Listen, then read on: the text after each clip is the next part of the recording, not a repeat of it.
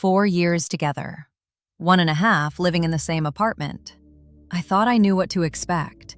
I thought I knew what we were building. I'd wake up and he was already awake, always on his phone, the blue light illuminating his face in the half-dark. I'd stay quiet, wait for him to say something. He wouldn't. He'd get up, make coffee. I'd hear the machine humming from the bedroom. The smell would fill the apartment. Rich, familiar. I'd come to the kitchen thinking maybe this morning would be different. He'd be there, scrolling, not looking up. I told myself that was respect for morning silence. That was maturity. Not needing to fill every second with words, not needing constant attention. I thought that's how adult relationships worked. Comfortable, calm, without needing constant validation, without needing to perform closeness every single moment. My friends would complain about their partners being too clingy, too demanding. I'd think, at least I don't have that problem. At least we give each other space. I'd look at him and think, this is what it means to be together without dependence. What it means to trust someone enough to not need constant reassurance. What it means to give each other room to breathe.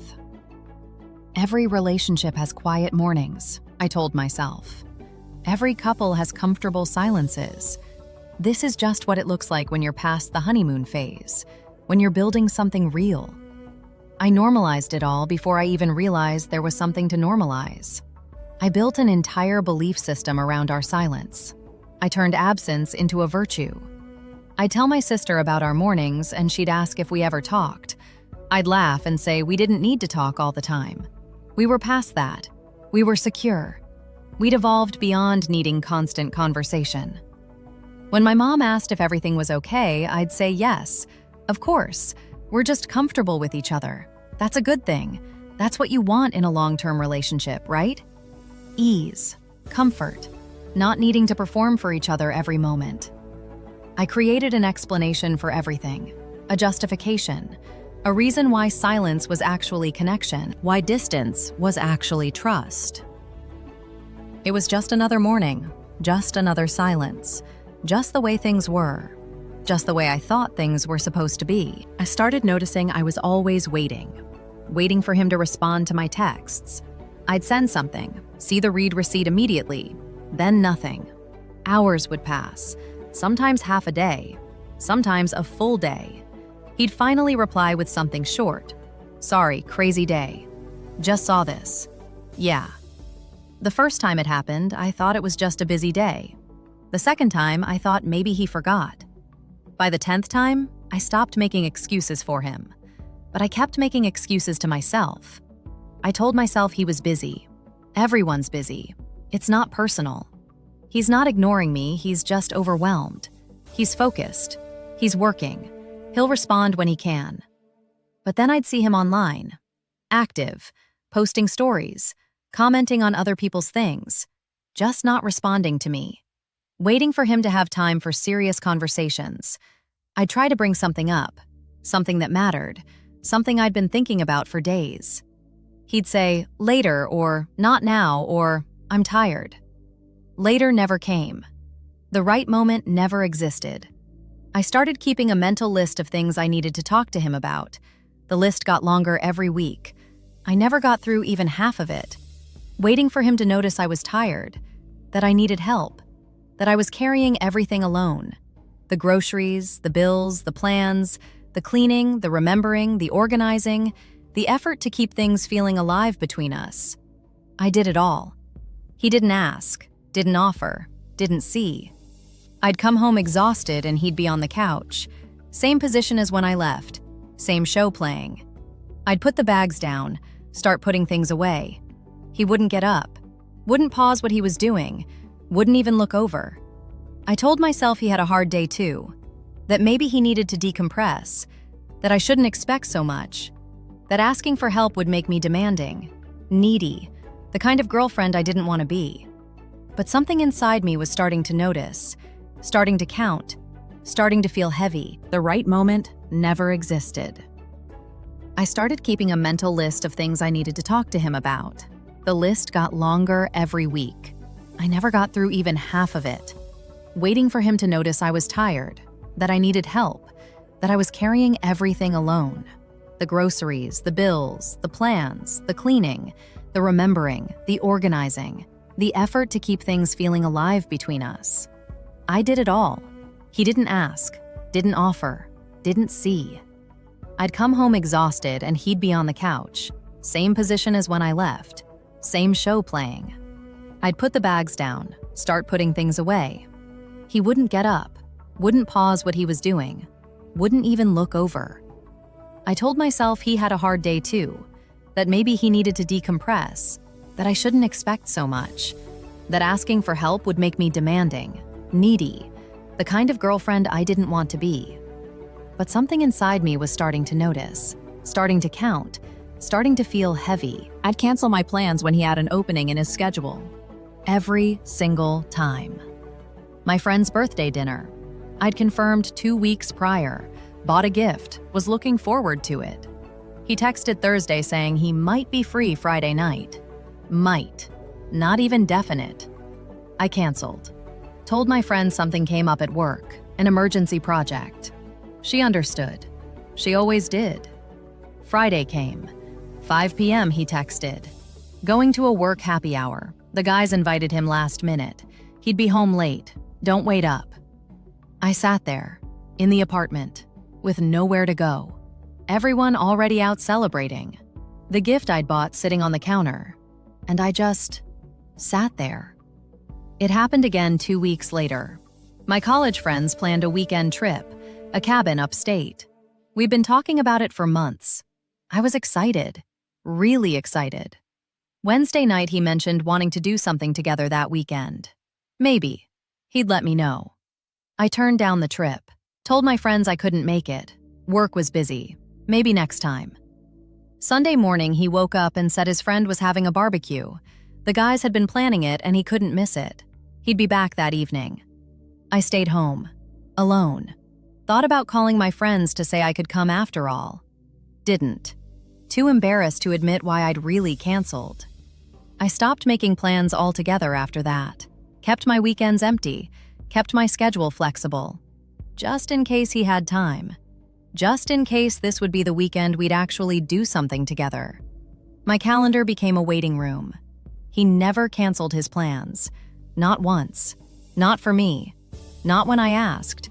Not even when I really needed him. His work events were non-negotiable.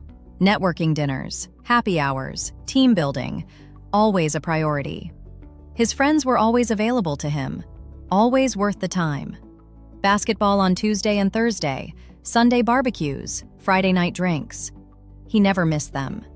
His time was his, structured, important, protected. Mine was negotiable, flexible, available, interruptible. I told myself his commitments were more important. Work, career building, networking, his future. Our future, technically. Mine were just friends, just family, just hobbies, just things that could wait, things that would always be there, things that would understand. But they couldn't wait, and they didn't always understand. And eventually, they stopped inviting me. Eventually, I became the friend who never showed up, the one who always canceled, the one who wasn't reliable anymore. And he never asked why my phone stopped ringing, never noticed I stopped going out, never wondered why my life had become so small. The first time he forgot something I'd told him, I thought it was funny. We joked about it. I said, "You never listen," in that light way people do, the way that's half joking, half hoping they'll actually start listening. He laughed, said he'd pay more attention, kissed my forehead.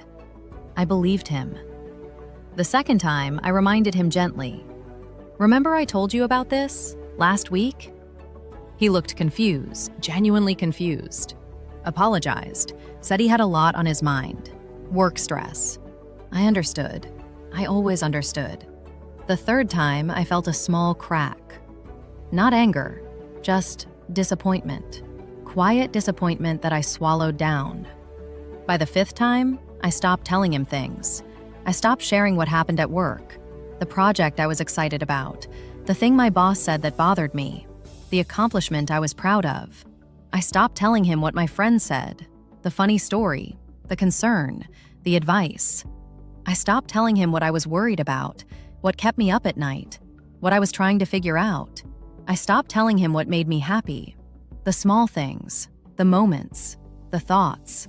I stopped telling him what hurt, because I knew he wouldn't remember, wouldn't ask follow-up questions the next day, wouldn't bring it up later to show he'd been listening, wouldn't store it somewhere in his mind as something that mattered because it mattered to me. It felt like talking to a wall that occasionally nodded, like sending messages into a void that sometimes auto-replied with, uh-huh, and yeah. I started calling my friends more, long conversations after work, texting my sister throughout the day, needing to tell someone, anyone who would actually hear me, anyone who would remember, anyone who would care.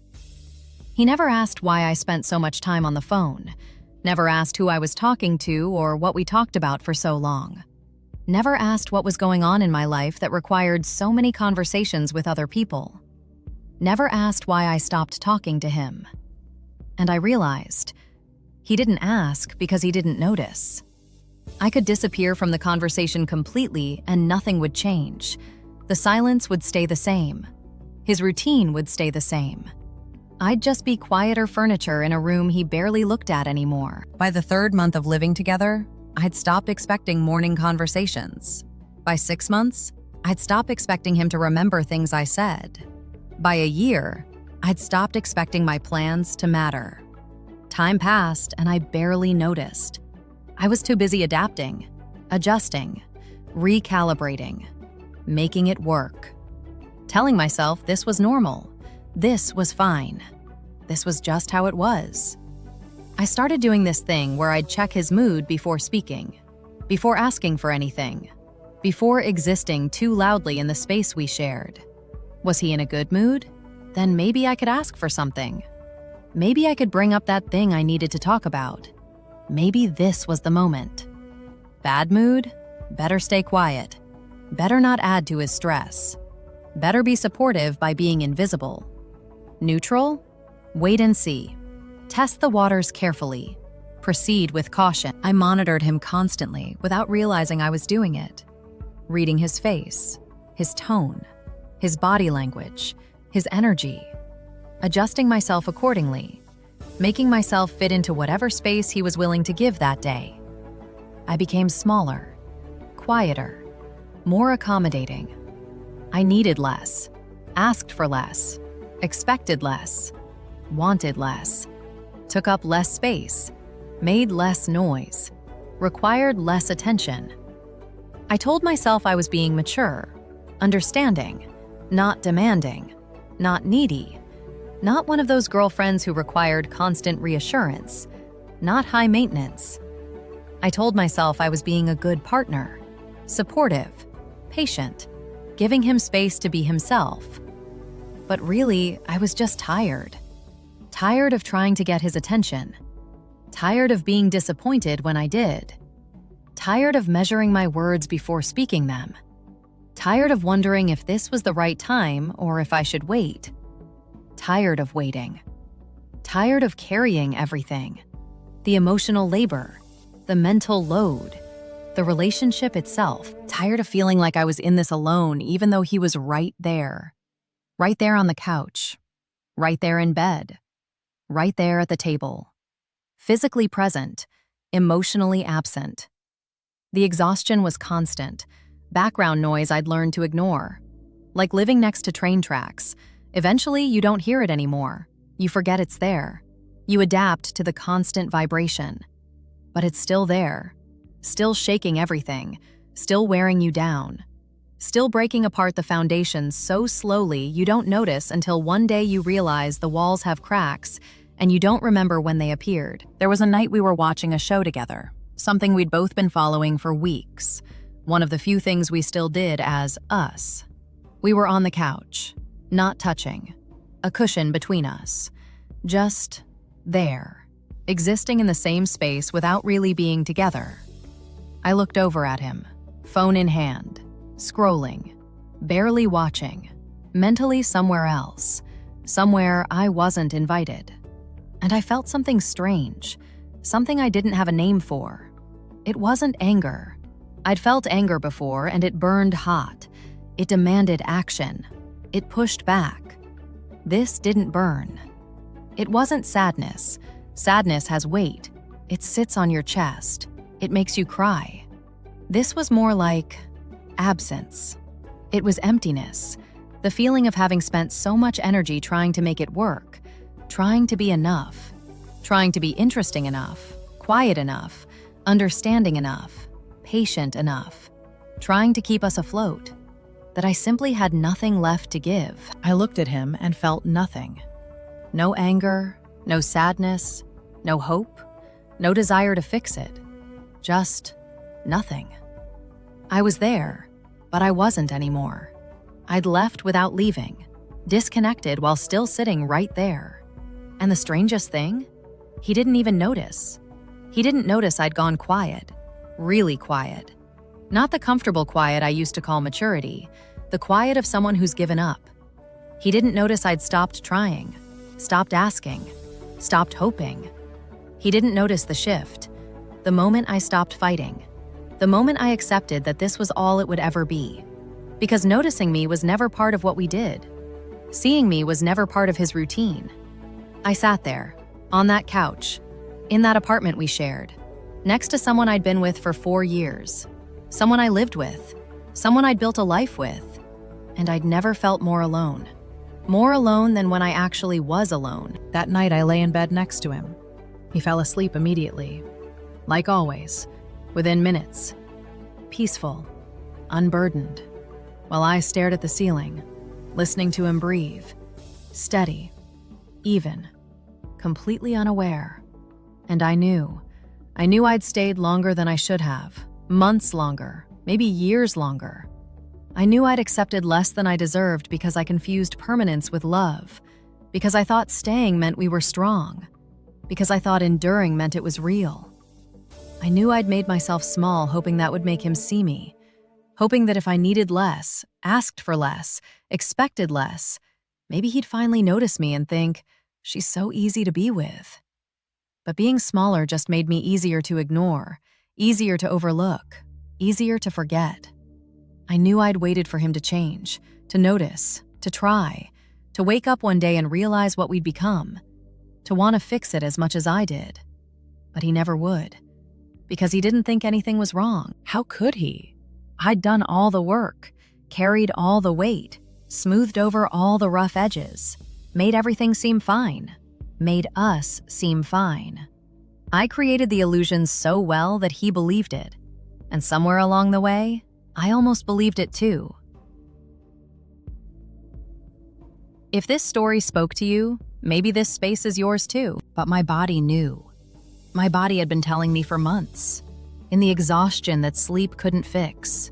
In the way I held my breath around him. In the way my shoulders tensed when I heard his key in the door.